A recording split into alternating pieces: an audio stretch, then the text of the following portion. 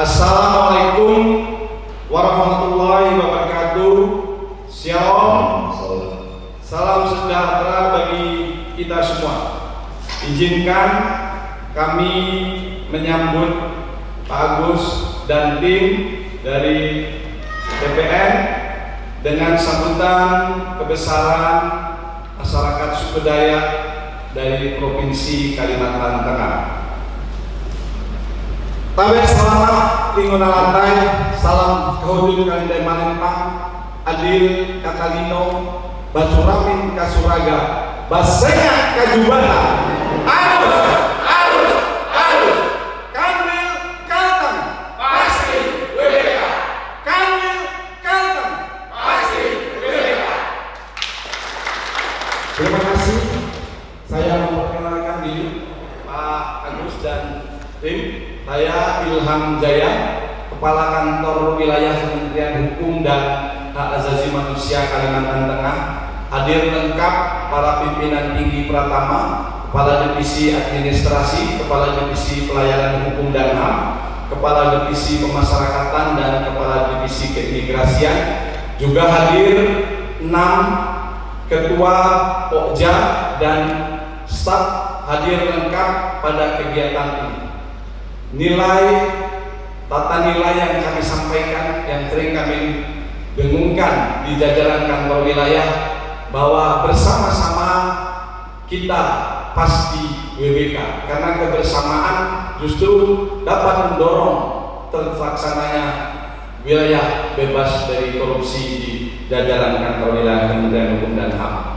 Kami membawahi 19 unit pelaksana teknis, 17 kantor pemasyarakatan dan 2 kantor imigrasi. Kami sejak awal tahun 2021 telah mendorong terlaksananya pembangunan zona integritas, dan kami telah menandatangani janji kinerja dan penguatan zona integritas baik di kantor wilayah maupun di satuan kerja di bawah kantor wilayah Kementerian Hukum dan HAM. Dan kami telah melakukan pensosialisasian baik di tingkat internal maupun di eksternal, baik di kantor wilayah maupun di satuan kerja, di stakeholder kita dengan melibatkan Forkopimda dan Ombudsman untuk perwakilan wilayah Kalimantan Tengah. Dalam membangun zona integritas, kami mendorong terbangunnya moto pasti bahalap. Pasti itu sesanti dari Kementerian Hukum dan Hak Asasi Manusia. Bahalap itu bahasa kearifan lokal yang berarti cantik, elok, dan baik. Ba itu bagus, H itu harmonis, La itu lincah, dan P itu patut. Juga kami membuat yel-yel dan videonya sudah kami share ke BPN. Juga kita siapkan jingle untuk memberikan motivasi kepada seluruh jajaran, ke seluruh sumber daya manusia yang ada di Kementerian Hukum dan HAM. Kami juga membuat maskot. Maskot ini adalah postur daripada sumber daya manusia Kementerian Hukum dan HAM yang siap menerima para pelayan, para masyarakat, baik itu instansi maupun itu pengguna yang masyarakat di seluruh Kalimantan Tengah.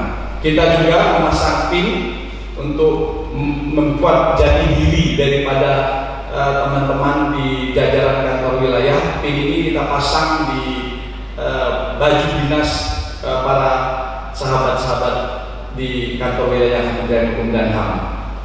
Dan juga kepala kantor wilayah dan tim dengan melakukan asesmen telah membuat SK dan menetapkan role model sebagai agen perubahan, baik itu teman-teman pejabat struktural, juga teman-teman JFT dan JFU. Perubahan nampak terlihat bahwa dengan adanya penguatan-penguatan ini, apel pagi yang biasanya relatif tidak begitu banyak, sekarang relatif banyak. Selama pandemi COVID-19, kami juga melakukan apel secara virtual, juga kebersihan yang dulunya tidak terlalu baik kebersihannya, apalagi lingkungan kantor wilayah Kementerian Hukum dan HAM ini adalah rawa sehingga kebersihan itu tidak terjaga. Sekarang nampak begitu baik, dan pemberian penghargaan kepada pegawai-pegawai yang berprestasi ini juga memacu semangat untuk teman-teman bekerja. Selanjutnya untuk memberikan penguatan kepada tim, baik di tingkat divisi maupun di tingkat bidang maupun bagian, kami dalam secara berkala melakukan coffee morning. Hanya di saat pandemi COVID-19, coffee morning ini memang dikurangi, kami melakukan secara virtual. Juga dalam pelayanan hari-hari besar keagamaan, kita melakukan penguatan kerohanian baik itu di keagamaan Islam maupun di agama Nasrani. Juga untuk olahraga tetap kita perkuat dan terus kita laksanakan selama pandemi COVID-19 ini. Kita lakukan olahraga juga secara virtual, baik itu dipandu dari Kementerian Hukum dan HAM maupun yang dilaksanakan secara virtual yang dilakukan oleh kantor wilayah. Juga ini yang paling terpenting juga, bahwa perubahan itu tidak saja dari internal, tapi perubahan itu terjadi di eksternal. Eksternal ini memberikan penguatan yang lebih besar. Hampir di semua provinsi itu kantor Kementerian Hukum dan HAM itu bukanlah Forkopimda, tetapi di kantor wilayah Kementerian Hukum dan HAM, kepala kantor wilayah itu termasuk dalam Forkopimda. Ini memberikan satu jati diri yang sangat luar biasa menurut saya Pak perubahannya, sehingga kita akan bergerak dengan pemerintah daerah itu sangat mudah, sehingga koordinasi sangat baik.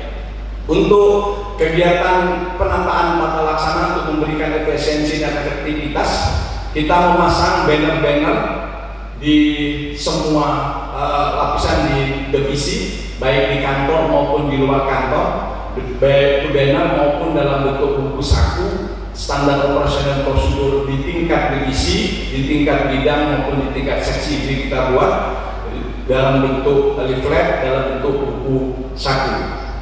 Juga kita memanfaatkan e-office Sumaker. Memang sekarang terlihat sekali kita sudah menggunakan jarang sekali menggunakan kertas, itu semua sudah menggunakan sistem e-office seperti Simpak dan lain-lain. Juga di media komunikasi kita, Twitter, Instagram, Facebook, dan YouTube telah digunakan dengan baik di kita dan dalam rangka penyebaran kinerja daripada kantor wilayah Kementerian Hukum dan HAM. Kita walaupun jumlahnya relatif sangat tidak terlalu besar, artinya hanya dengan satuan kerja cuma 20 Pak, tetapi kantor wilayah Kementerian Hukum dan HAM dalam review mingguan di Kementerian di Biro Humas kita itu termasuk dalam top 6 besar. Ini luar biasa menurut saya Pak, dengan satuan kerja yang relatif kecil. Kalau dibandingkan dengan Jawa Tengah yang satuan kerjanya 60 satuan kerja, sementara di kita hanya 20 satuan kerja tapi bisa masuk 6 besar, itu menurut saya satu hal yang sangat positif. Juga kepala kantor wilayah masuk dalam 10 kategori top person di jajaran kantor wilayah Kementerian Hukum dan HAM. Dan di kantor wilayah Kementerian Hukum dan HAM termasuk juara 2, masuk dari juara 2 bahwa kantor yang memiliki dan memberikan informasi pelayanan publik yang terbuka di jajaran ada di Provinsi Kalimantan Tengah di tahun 2020. Untuk penguatan sistem manajemen SDM, kita telah mencanangkan terbentuknya Kumham Corporate University, dan ini sejak tahun 2020 sampai sekarang kita sudah sosialisasikan di 19 satuan kerja di Provinsi Kalimantan Tengah, dan ini pun menjadi dua bibir di Provinsi Kalimantan Tengah karena kita yang pertama yang menyampaikan Corporate University. Bahkan di beberapa instansi bertanya apakah Kanwil Kementerian Hukum dan HAM itu adalah universitas katanya. Ini sangat luar biasa menurut saya perkembangannya. Dan juga dalam rangka penerapan kegiatan ini kita melakukan open bidding dalam rangka untuk mutasi dan penempatan pegawai, dan juga penguatan individu menggunakan IT dalam SKIP maupun jurnal harian telah kita laksanakan. Juga untuk pelatihan pegawai dan mutasi kita sudah siapkan dengan formatnya, sehingga siapa yang akan berangkat, siapa yang akan ini sudah terlihat jelas. Yang pemberian penghargaan kepada pegawai yang berprestasi juga kita laksanakan, dan sosialisasi penerapan ini bukan saja terhadap ASN tetapi terhadap pegawai BPNPM, ya, artinya yang teman-teman dari OB, satuan pengamanan juga kita berikan penguatan. Juga kedisiplinan pegawai terlihat baik menggunakan pakaian seragam, maupun security juga menggunakan pakaian seragam yang biasanya mereka hanya menggunakan kaos. Sekarang perubahannya sangat baik. Juga menerapkan protokol kesehatan, penerapan 3M plus 2M juga kita laksanakan. Juga vaksinasi telah dilaksanakan di 100%, baik di kantor wilayah maupun di unit pelaksana teknis termasuk warga binaan telah kita laksanakan 100%, karena Kakanwil Hukum dan HAM masuk dalam jajaran penerapan SK pencegahan COVID-19 di Provinsi Kalimantan Tengah.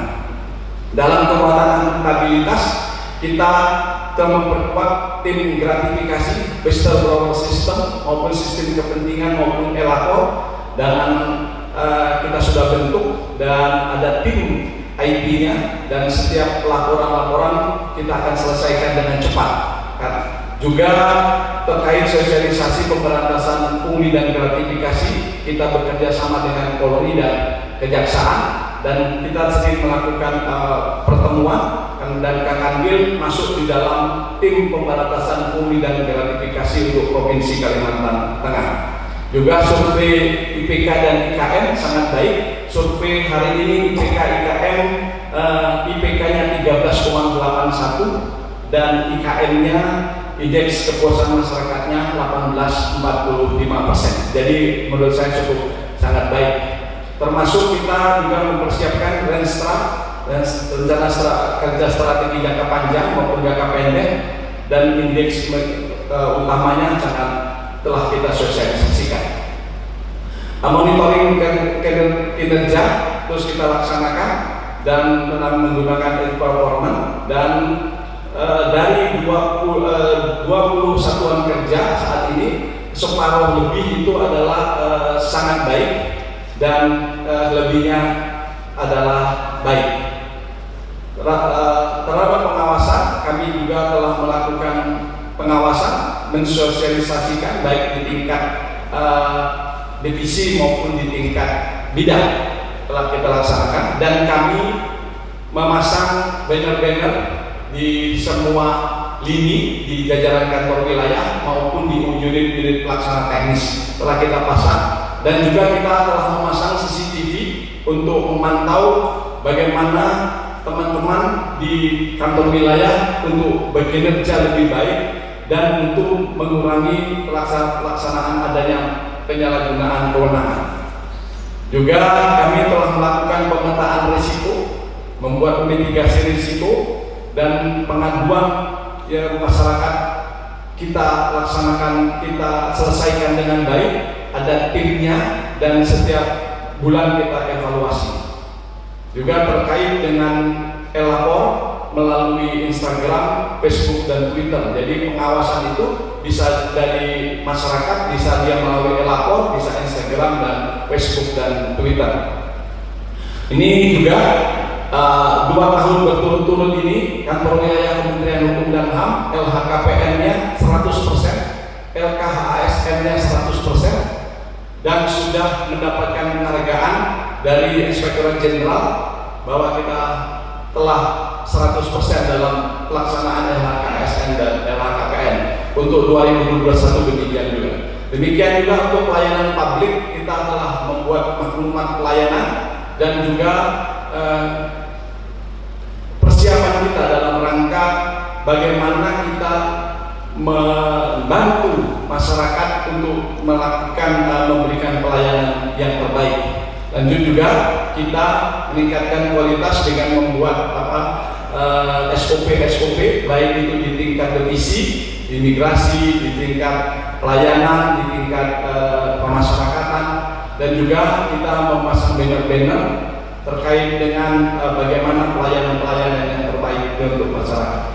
Dan tak kalah pentingnya ini yang sangat luar biasa adalah pembangunan Law and Human Rights Center. Ini kita sudah buat Law and Human Rights Center, dan tugasnya itu adalah menerima pengaduan baik itu dari masyarakat maupun dari instansi, juga menerima pelayanan bagi instansi-instansi pemerintah yang akan melakukan harmonisasi peraturan perda dan segala macam, tempatnya nyaman dan kita buat ini baik. Ini memang dibangun khusus untuk pelayanan publik yang sifatnya teknis sekali.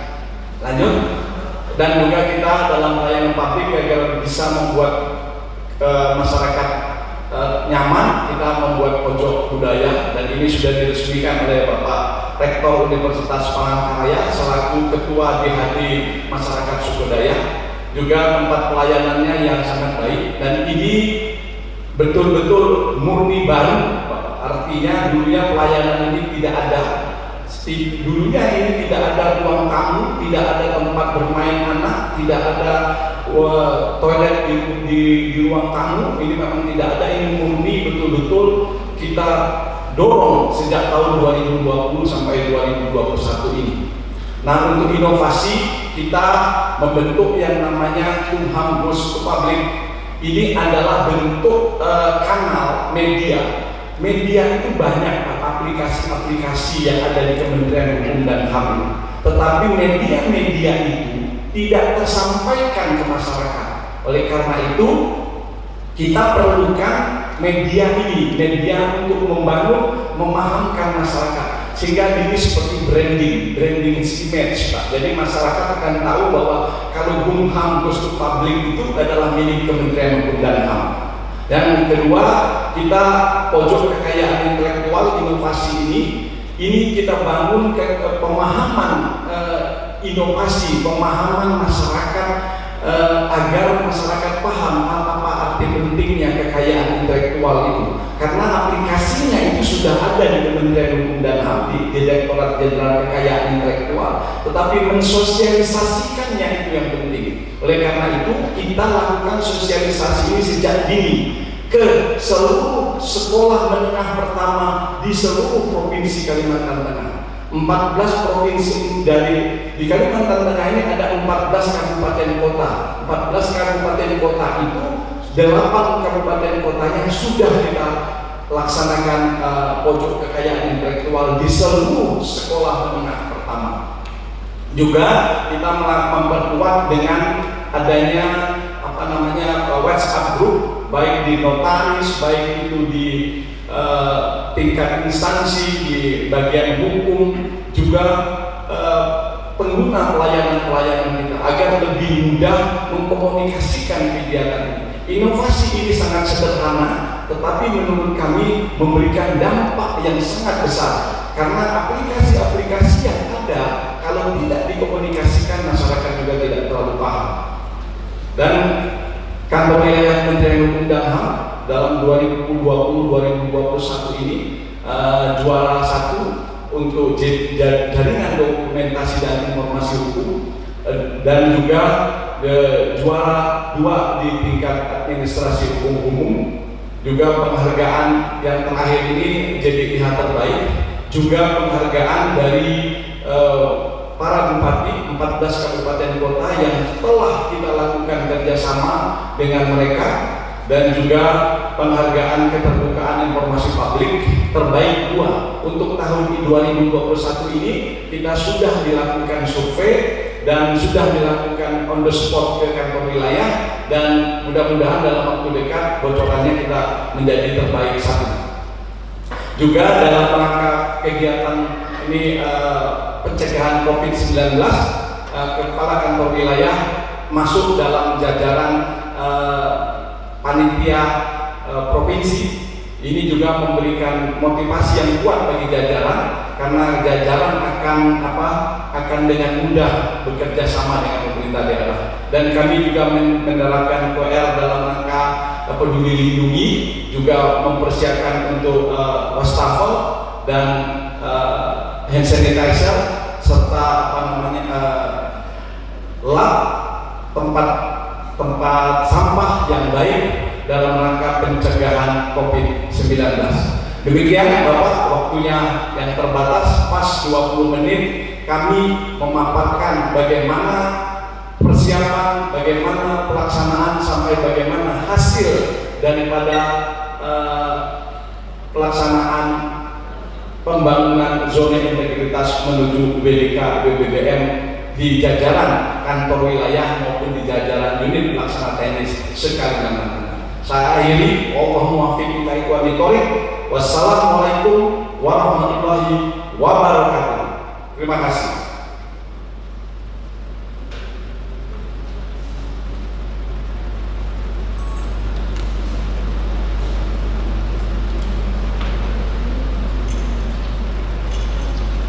Halo Bapak.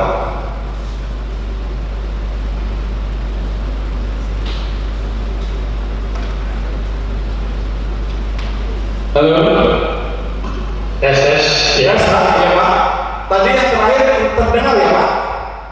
Iya, apa tadi agak putus sedikit, agak dari. Udah selesai nih ya? Sudah Bapak, siap sudah Pak. Ya. Makasih Pak Kapil, dan saya appreciate apa yang sudah disampaikan tadi ya, singkat ya, padat isinya ya. Pas 20 menit Pak. Pertama Pak, ada beberapa putus-putus nggak ya? Tidak Pak, bagus Pak. Paparannya pas 20 menit. Iya, terima kasih Pak. Jadi pertama Pak ingin diskusi kita ya. Tadi kalau kita lihat pembangunannya ya di 6 area, saya kira Pak tadi sudah sangat baik. Terima kasih. Yang dipastikan tadi Pak, ya yang ingin terus kita pastikan adalah konsisten implementasinya. Siap. Ya kan gitu. Jadi saya ingin beberapa diskusi nih Pak, misalkan tadi termasuk di area 1 ya. Ya. Area 1 itu ini sangat penting sekali dari yang dibangun tadi seluruh jajaran dan juga tadi warga binaan ya. Siap. Untuk tadi berkomitmen lah, terutama masalah integritas ya, ini dasar ya, integritas. Nah, tadi yang disampaikan tadi Pak, saya kira bagus. Sini cuma yang kita pastikan itu apakah itu sudah melembaga ya. Melembaga itu artinya itu satu jadi sistem ya, dalam satu sistem yang ketika nanti ada mutasi pimpinan ya kan pada berbagai layer, apakah itu layer di Pak Kamil ataukah itu layer di Kadif dan gitu kan, itu tidak surut gitu kan. Ini yang kita ingin pastikan tadi Pak. Itu yang pertama yang nanti ininya tadi sampai sejauh mana itu tadi implementasi, konsistensi dari implementasi tadi ya. Yang kedua adalah Pak terkait dengan ini kan Kanwil itu miniatur daripada ini ya, daripada Kumham ya Pak ya, Kementerian itu ada Pak Kanwil, ada seluruh divisi ya, yang beda dengan di beberapa instansi ya pemerintah yang dia adalah sektor. Nah ini adalah caranya saya kira banyak sekali ya menurut saya di Kumham ini sebagai manajemen. Nah mohon nanti Pak dijelaskan sedikit tadi ya, ini kami mengharapkan seluruh divisi tadi ya, apa istilah divisi Pak ya? Divisi Bapak, betul. Ya, divisi-divisi tadi itu bergerak ya, dan tadi orkestrasinya di bawah Pak Kanwil itu adalah bisa berjalan dengan baik, sehingga tadi ada arahnya adalah dia mengemban divisi ini adalah mengembang dari perpanjangan tangan dari eselon satunya ya, misalkan tadi imigrasi, lapas. Saya mungkin nanti dijelaskan terkait dengan ini Pak, dengan implementasi di sana ya. Itu kaitannya dengan kalau lapas sama migrasi saya kira itu sudah banyak diketahui ya. Dan tapi kami melihat tadi kalau untuk yang tadi Pak yang apa tadi divisi untuk HAM ya, yang apa itu yang HAM ya tadi ya, hak asasi manusia. Ya, asasi manusia, kemudian juga ada dari yang kalau Dirjen PP itu nanti terkait dengan peraturan perda, harmonisasi perda. Ya, itu divisi apa itu Pak? Itu divisi pelayanan hukum dan hak asasi manusia. Oh jadi satu ya? Iya, siap. Ya. Nah kalau nanti di upaya apa yang sudah dilakukan tadi Pak, tadi sudah seperti ini, tapi mungkin ada karena waktu spesifik ya.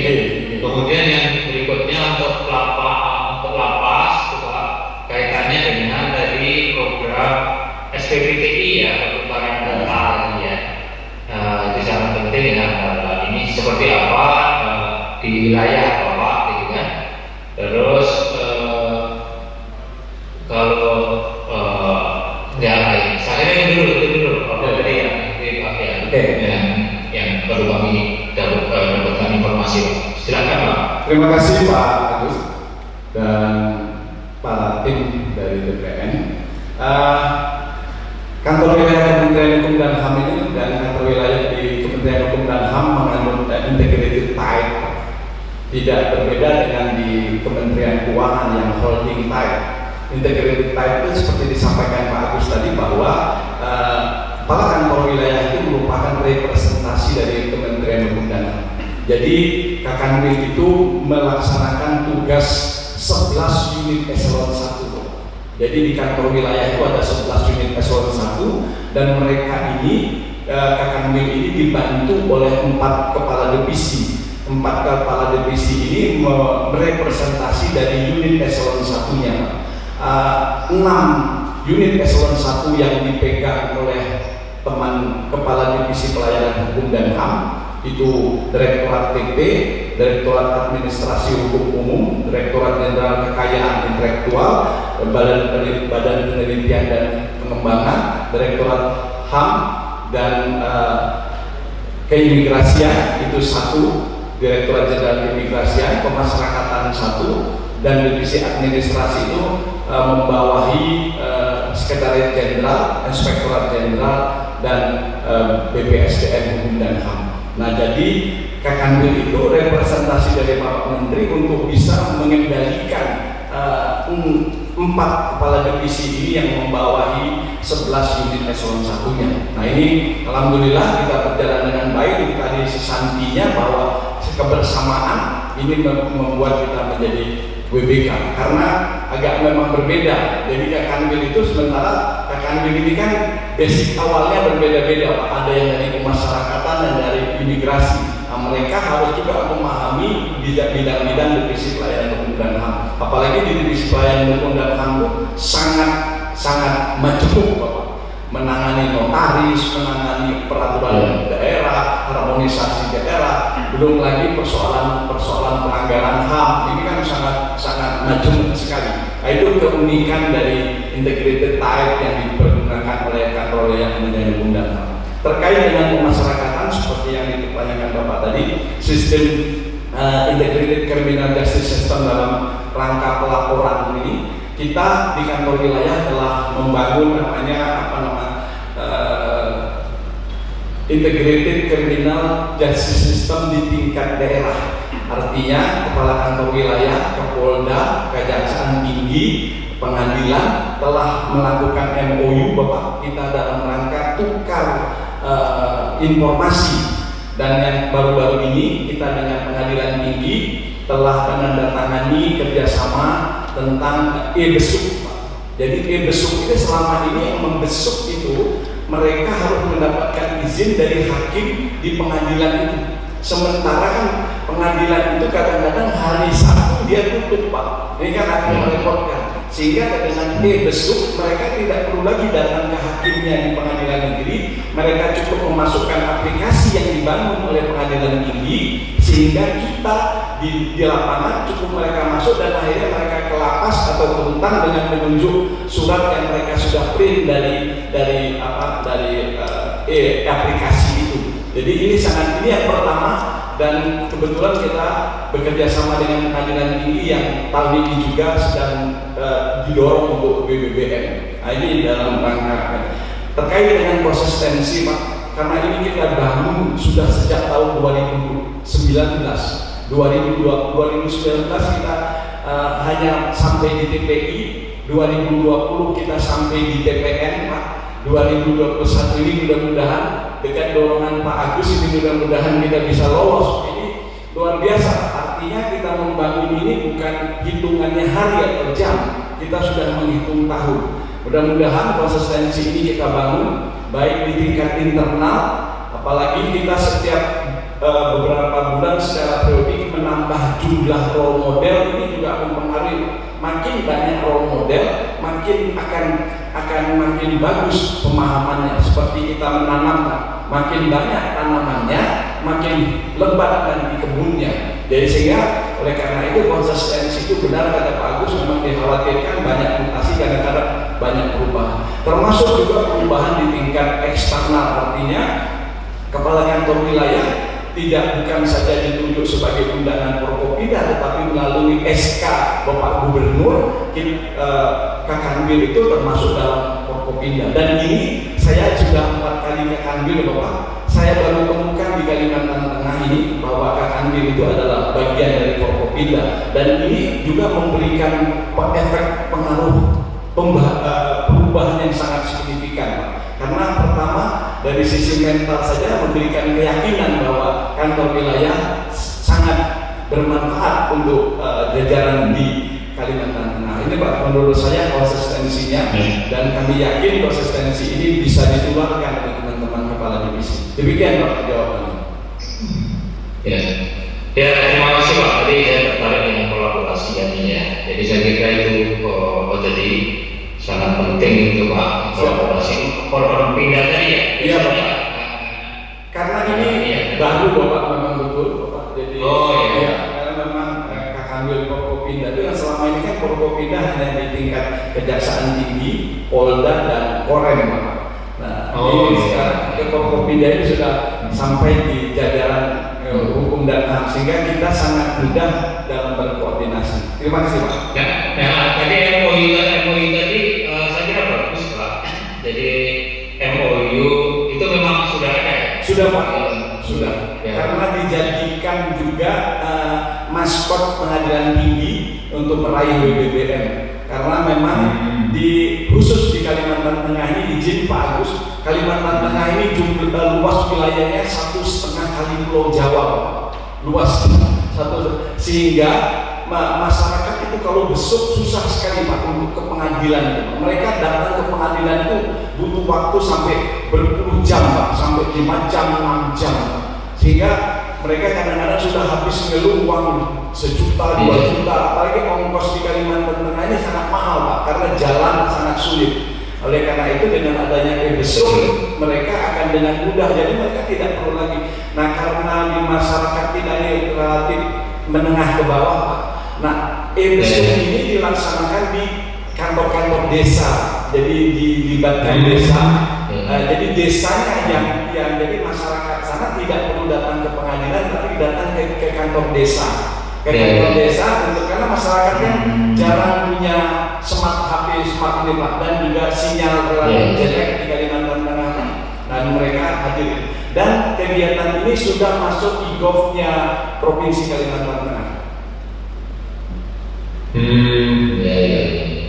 Ini apa tadi Pak, episode ya, jadi dia tahu orangnya sehat gitu kan, orang biasanya gitu ya. Siap. Ini semua tanggul sudah begini atau belum Pak? Nah, setahu saya Pak, baru kantor wilayah dengan hukum dan HAM Kalimantan Tengah dan pengadilan tinggi Kalimantan Tengah. Dan ini dijadikan ikon pengadilan tinggi Kalimantan Tengah untuk meraih BBBM Pak.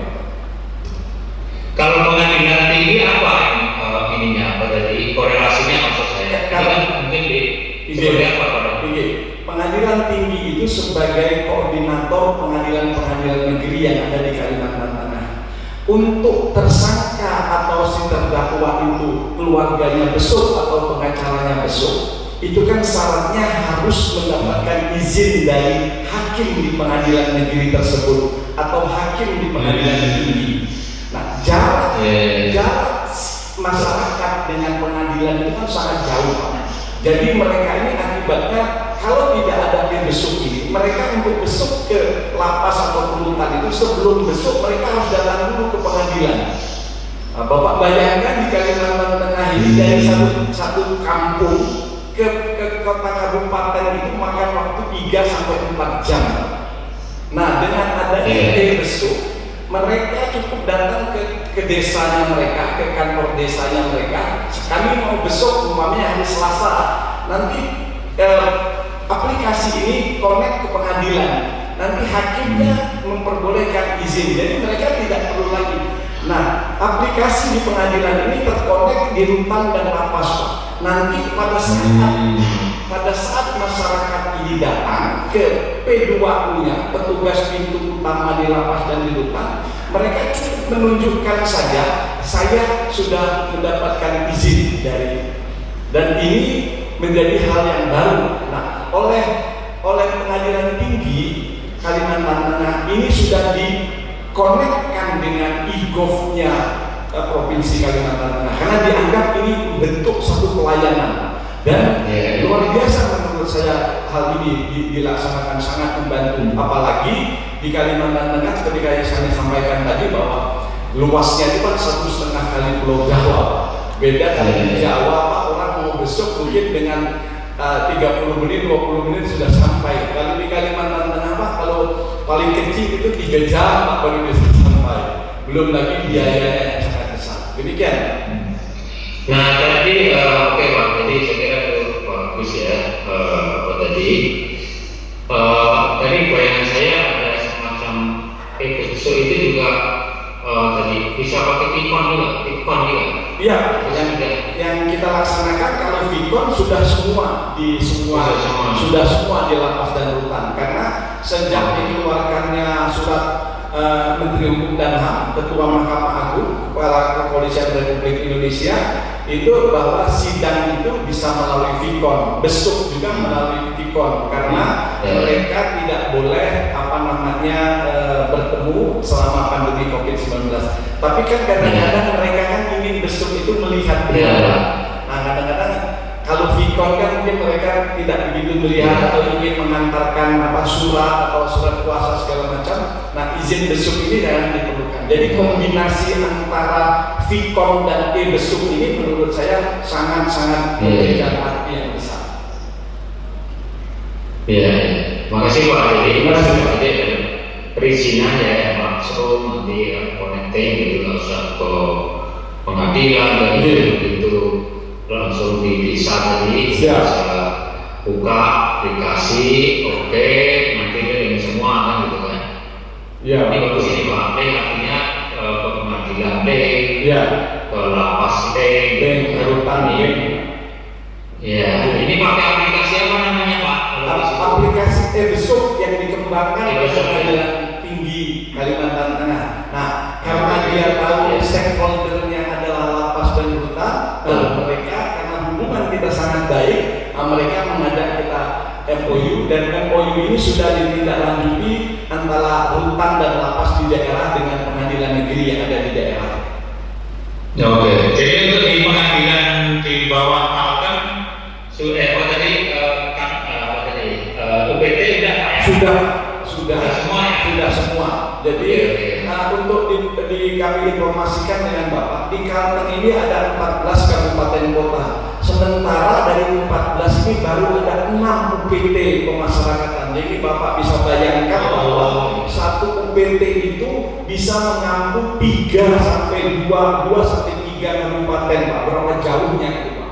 Makanya Kalpas dan Karutan itu MOU-nya bisa dengan 2 kabupaten kota. Jadi bisa dengan 2 pengadilan. Jadi Jadi misalnya Muara Teweh, mereka melakukan MOU dengan Burung Raya, dengan pengadilan Burung Raya. Karena UPT-nya sangat sedikit di sini, Bapak. Iya. Jadi ini tadi memang bisa merubah Pak, cara kerja kita ya, birokrasi. Artinya artinya gini Pak, dengan model tadi kan masyarakat juga diuntungkan, dipermudah sehingga connecting semua cepat. Terus tadi biaya ringan, betul. Dan kita mulai terbiasa open gitu, artinya open gini mas saya. Birokrasi mulai juga open gitu, artinya ketika ketemu dengan keluarganya Pak Ketua itu kan efisien ya, memudahkan di lapas juga. Ini saya kira ini nanti ini berubah ini cara kerja kita ya. Saya ini bagus ini ya. Nanti terima kasih nanti untuk itunya Pak, untuk connectingnya dan ini saya kira salah satu hal yang izin Pak Agus juga ini informasikan ini sangat mengurangi penyalahgunaan kewenangan, karena si keluarga, si terdakwa dan si tersangka itu tidak perlu hadir, Pak. Karena kalau mereka hadir karena bertemu person to person, ini pasti akan menimbulkan penyalahgunaan kewenangan, Pak. Dan kalau yang begini mereka tidak bisa, Pak, karena aplikasi ini selain terkonek antara lapas atau rutan dengan pengadilan, ini juga terkonek dengan ketua pengadilan tinggi dan Kakanwil, sehingga Pak Ketua Pengadilan Tinggi bisa memantau pekerjaan teman-teman di hakim di pengadilan negeri. Nah ini demikian. Ya, bagus Pak, ini integrasi ya, kolaborasi yang efektif ini ya, dan berbasis pada dari transformasi digital ya. Bagus ini Pak. Terus berikutnya Pak, terakhir nih, ya. Ini kan kaitannya dengan tadi di tempat Bapak tadi ada cyberbully, kemudian terus juga fungsi pengawasan ini Pak. Itu pengawasan ke ini ya, besar itu diampu oleh apa ya, divisi apa gitu ya kalau modelnya gitu ya, pengawasan apakah ad hoc atau sudah ada di satu fungsi tertentu gitu Pak? Izin Bapak, yang tadi kami sampaikan bahwa fungsi 11 fungsi unit Kementerian Hukum dan HAM itu di tingkat wilayah itu diampu oleh masing-masing divisi.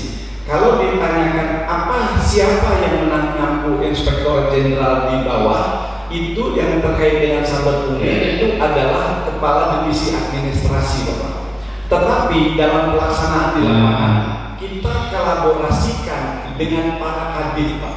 Karena para kadif ini secara teknis mereka menguasai lapangan, tetapi secara administratif fungsi inspektorat ini dipegang oleh Kepala Divisi Administrasi. Tapi secara teknis di lapangan teman-teman kadif ini yang memiliki kewenangan ke bawah. Oleh karena itu kita kolaborasikan saja, Pak.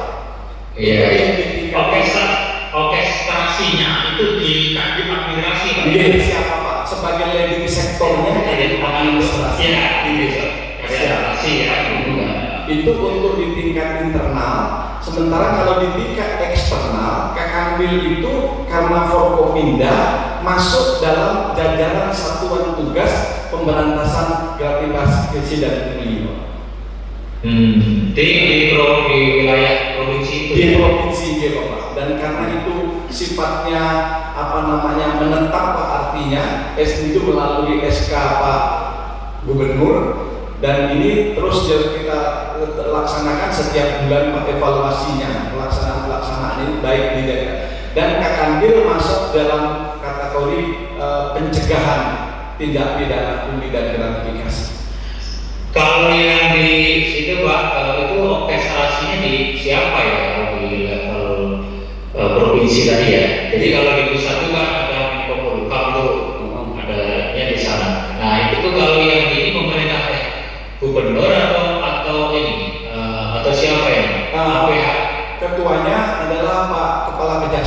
Tinggi kalau di Kalimantan Tengah, Pak. Oh, Kepala Kejaksaan Tinggi, sekretarisnya wakilnya adalah Kapolda, dan ada bidang-bidang, ada bidang penindakan, ada bidang pencegahan, ada bidang sosialisasi pencegahan dan pelaksanaan pungli. Kebetulan Kak Kanwil masuk dalam ranah pencegahan tindak pidana pungli. Jadi ini nanti biasanya kejaksaan ya Pak, yang memiliki kejaksaan ya? Iya Pak. Jadi kita juga punya linknya adalah link WhatsApp Group kepala unit yang terkait dengan pencegahan pungli dan gratifikasi ya Pak. Mekanisme seperti apa Pak? Saya ingin menggali dikit ya. Jadi ini kan ranahnya memang tentunya ada preventif ya, lebih banyak ke preventif ya. Iya, siap. Dari pengaduan kan gitu. Iya, Pak. Tapi juga ada ini adalah sifatnya represif kalau sudah pada tataran yang jadi pelanggaran kan gitu kan. Iya. Kalau upayakan memang ini ya. Jadi sedikit cerita, tolong diceritain Pak mekanisme di dalam rapat-rapat seperti apa, di dalam modelnya seperti apa ya di Satgas. Saya ini penting karena ini bagian dari saber pungli itu harus berperan dalam BPK gitu ya. Oleh karena itu seperti apa gambaran sedikit Pak mekanisme monitoring dan di sana memang jalan ya. Siap Pak. Jalan Pak Ya. Ya.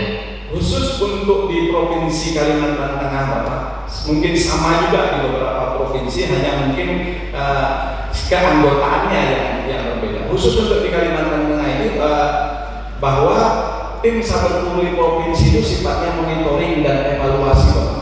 Karena lebih banyak tindak operasional itu pada tim saber pungli kabupaten kota. Jadi yang kabupaten kota itu dilaksanakan oleh teman-teman kejaksaan negeri, Polres, pengadilan negeri, dan wali kota. Dalam hal ini di wali kota itu kesehariannya dilaksanakan oleh tim inspektorat kabupaten kota. Nah, khusus untuk di provinsi, Kak Kanwil itu selalu diundang dalam rangka evaluasi dan monitoring dalam pelaksanaan sampai hari ini. Tim kantor wilayah, tim provinsi itu dalam penindakan itu seingat saya baru ada 2 kali Pak. Lebih banyak tim-tim yang ada di kabupaten kota, karena yang kabupaten kota itu memang lebih operasional, yang mereka yang lebih memegang pelaksanaan. Bagaimana mekanisme kerjanya?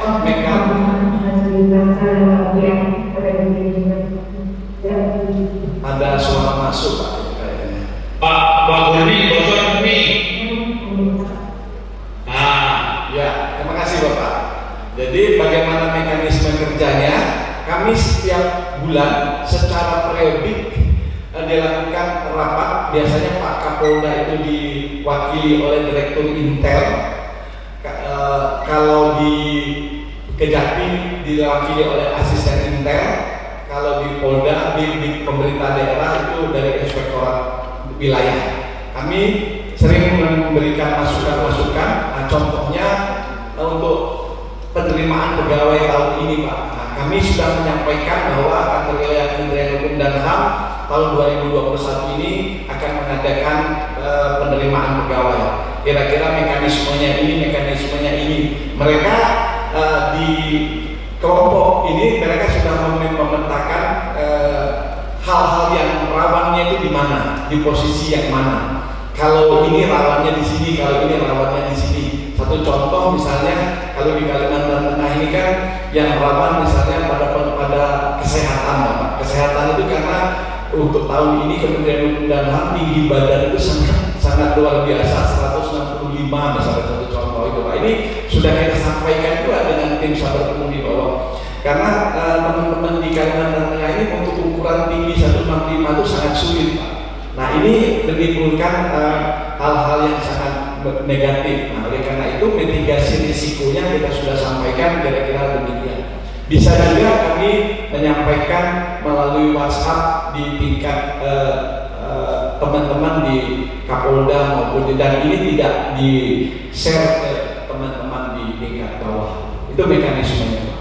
Karena ini SK sehingga ini menjadi biaya daripada pemerintah daerah. Ini ada biayanya karena ini resmi Pak, biayanya ini ditanggung oleh pemerintah daerah, bukan ditanggung oleh instansi-instansi. Suaranya tidak keluar. Yang memfasilitasi infrastruktur itu adalah Pemda. IG Pak. Ininya di situ ya. Karena ada pembiayaannya itu Pak. Ya, ini sangat strategis sebenarnya Pak, kan dalam rangka ini ya, tadi membangun integritas ya. Oleh karena itu justru ini nanti akan kami dorong ini tadi kan untuk tadi sebenarnya kalau ini sudah berfungsi dengan baik itu udah sebagian besar masalah negara ini selesai gitu dengan baik Pak.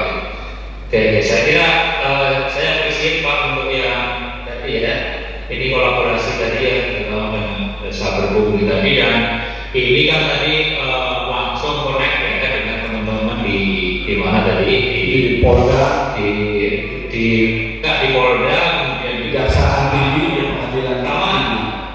pengadilan dan satu lagi ada dari Inspektorat Wilayah. Ya, Pak. Kalau di kabupaten kota itu ada saber punglinya juga kan? Ada, sampai di tingkat kabupaten kota itu ada saber punglinya, ketuanya kepala Kejaksaan Tinggi, juga ada Kapolres, ada ketua pengadilan negeri, juga inspektorat Kejaksaan negeri Pak. Kejaksaan negeri, Polres, pengadilan negeri, sama teman-teman dari Inspektorat Wilayah Kabupaten Kota. Iya. Baik Pak, saya kira terima kasih ya. Ini tadi banyak hal yang kami peroleh ya, informasinya tentang implementasi di sana ya. Ini sangat menarik tadi adalah pola kolaborasi ya di dalam membangun kinerja tadi kan ada, sehingga tadi saya satu lagi Pak, masalah SPPTI ini, program SPPTI jalannya ya? Iya Pak, kita baru-baru ini untuk tahun 2021 telah melakukan rapat kerja SPPTI untuk Integrated Criminal Justice System teman-teman di Provinsi Kalimantan Tengah, juga dihadiri oleh semua Kapolres dan semua ketua pengadilan negeri dan semua kepala kejaksaan negeri, karena masa itu pada saat itu pandemi COVID-19 kami melakukannya secara daring, dan ini telah dilaporkan ke Pak Menteri Hukum dan HAM dan Pak Direktur Jenderal Pemasyarakatan pelaksanaan Rakor SPPTI. Dan SPPTI ini sangat strategis Pak, ini menindaklanjuti dari MOU antara Menteri Hukum dan HAM dengan Ketua Mahkamah Agung dan Kapolri, sehingga pertukaran data dari pengadilan ini sangat cepat. Ini sangat luar biasa menurut saya dalam pelaksanaan ini, karena kadang-kadang teman-teman data yang ada di kepolisian itu kadang-kadang juga tidak miss dengan di kejaksaan, begitu juga di kejaksaan tidak miss dengan ini. Satu contoh misalnya tindak pidana orang yang berulang yang residivis Pak, kadang-kadang di pengadilan itu mereka tidak memiliki data yang lengkap juga dengan di kita, sementara di kita dengan di kepolisian jauh lebih lengkap karena manusianya itu ada di kita. Beda dengan di pengadilan sama di kejaksaan, mereka hanya berkas saja, sementara orangnya ada di kita. Sehingga SPPTI ini berjalan dengan baik, dan baru kemarin bulan 8 kemarin kita melakukan rakor di SPPTI, dan ini sudah disosialisasikan hasil rakor ini di tingkat wilayah. Nah, salah satu hasilnya Pak adalah yang IBESUP itu Pak. Itu salah satu hasil dari rakor SPPTI ini. Baik, saya kira waktu yang menentukan. Karena saya apresiasi kepada Pak Kanwil dan jajarannya, pastikan tadi bahwa apa yang sudah disampaikan tadi itu benar-benar terus diimplementasikan secara konsisten ya, dan bisa merubah regulasi ya, cara kerja kita efektif dan efisien ya sekalian ya. Saya kira terima kasih Pak Kanwil ya, dan teman-teman sekalian ya. Mungkin ada satu closing statement dari Bapak. Terima kasih Bapak atas pelaksanaan kegiatan ini, dan terima kasih juga atas arahan serta dorongan dari Bapak. Mudah-mudahan ini membuat kami menjadi bekerja lebih baik lagi dan lebih baik lagi dan lebih baik lagi. Sehingga juga yang terakhir, sesuai dengan kearifan lokal masyarakat suku Dayak Kalimantan Tengah, tadi kami telah buka dengan sesanti penyambutan, dan terakhir kami juga akan menutup dengan sesanti penyambutan. Terima kasih Pak. Tabek selamat Tinguna Latai, salam kaujud kalender Malempang, adil Katalino, Bacurami Kasuraga, Basengat Kajubata, harus, Kanwil Kalteng, pasti BBK, Kanwil Kalteng, pasti BBK. Terima kasih Pak. Assalamualaikum warahmatullahi wabarakatuh. Pak Kurning ada komentar? TPI sebelum ditutup.